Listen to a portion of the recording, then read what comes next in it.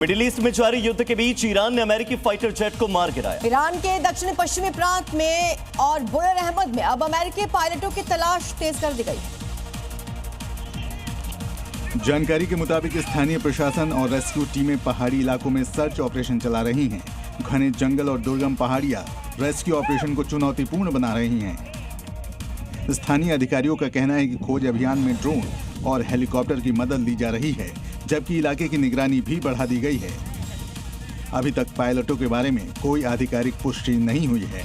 और इधर ईरान ने बड़ा दावा किया, देश के दक्षिणी तट के पास उसकी ग्राउंड एयर डिफेंस यूनिट से एक अमेरिकी ड्रोन को मार गिराया। ईरानी सेना के मुताबिक ये ड्रोन पर्शियन गल्फ के ऊपर उनकी हवाई सीमा में घुसा था, जिसके बाद ground to air missile system से इसे निशाना बनाया गया। लुकास यानी low cost unmanned combat attack system एक लंबी दूरी का अटैक ड्रोन है, जिसे हाल के संघर्ष में इस्तेमाल किया जा रहा है। हालांकि इस दावे की पुष्टि अभी नहीं हुई है, लेकिन ये घटना क्षेत्र में बढ़ते तनाव और ड्रोन वॉरफेयर के खतरे को और भी गहराती जा रही है। ईरान एक बार फिर से अमेरिका को बड़ा नुकसान पहुंचा रहा है। इस बार ईरानी मिसाइलों ने यूएस एयरफोर्स के F-15E फाइटर प्लेन को मार गिराया है, जिसकी तलाश करने का वीडियो भी सामने आया। 2 ब्लैक हॉक हेलीकॉप्टर और एक C-130 रिफ्यूलिंग एयरक्राफ्ट जो ईरान के आसमान में मंडरा रहे हैं और तलाश कर रहे हैं F-15E फाइटर प्लेन के पायलट्स की। वहीं एक और वीडियो सामने आया है जिसमें लो एल्टीट्यूड पर 2 ब्लैक हॉक हेलीकॉप्टर उड़ रहे हैं। तभी वहां खड़ी एक कार से ईरानी पुलिस फोर्स के जवान उतरते हैं और फायरिंग करने लगते हैं। उधर ईरान ने एक और F-35 मार गिराने का भी दावा किया है।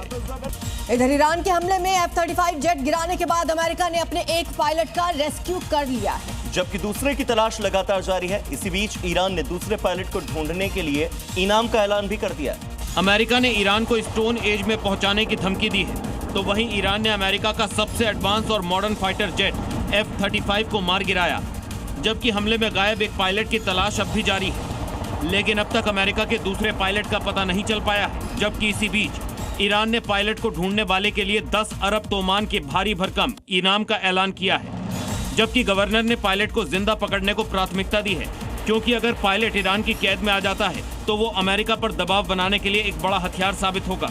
और न्यूयॉर्क टाइम्स का दावा है कि अमेरिका और इजराइल के हमले में ईरान की मिसाइल क्षमता पूरी तरह से बर्बाद अब भी नहीं हुई है। साथ ही दावा यह भी किया गया है कि काफी संख्या में लॉन्चर्स मिसाइलें अब भी सुरक्षित है। न्यूयॉर्क टाइम्स ने तो ये भी दावा किया है कि हमले के कुछ घंटे बाद ही ईरान ने अपने मिसाइल अड्डों को रिस्टोर भी कर लिया था। साथ ही नकली मिसाइलों को भी बड़ी संख्या में तैनात कर रहा है, ताकि दुश्मन को चकमा दिया जा सके।